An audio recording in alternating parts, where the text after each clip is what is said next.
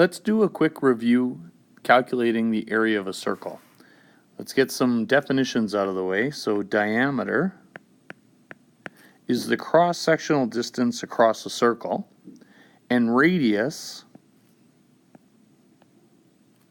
is half of that cross-sectional distance.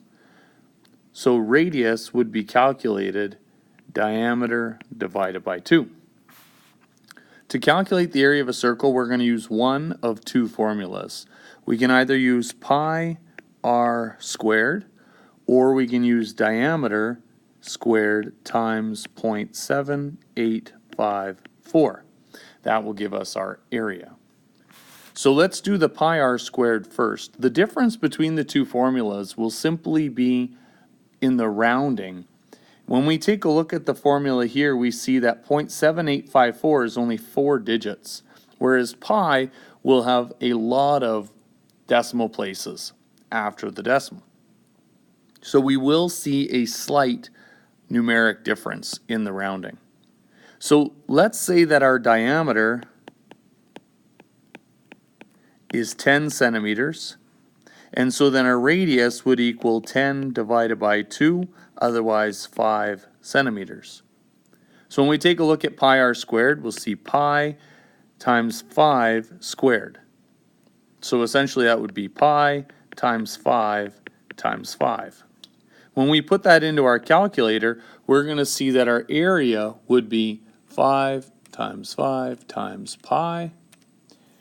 The calculator reads 78.53981,634. So we see that we have more decimal places after the decimal. If we go to the diameter squared times 0.7854, that would be 10 times 10. So it would be 10 times 10 times 0.7854. So that would be 100 times 0.7854, which is going to equal 78.54. So you can see the slight bit of difference there is in the rounding. Whereas if we take 9/8, that would round up to 4, and it would be good. So this will result in a slight calculation change in wherever you're using your area. This will also be true. So let's say we didn't have the pi button and you just used 3.14 in place of pi. Well, let's see what that looks like as well to see the difference in the rounding. So 3.14 times 5 times 5. And we're going to see that because of the rounding of only using 2 digits and 3.14, we get a different number of 78.5 and no other digits following.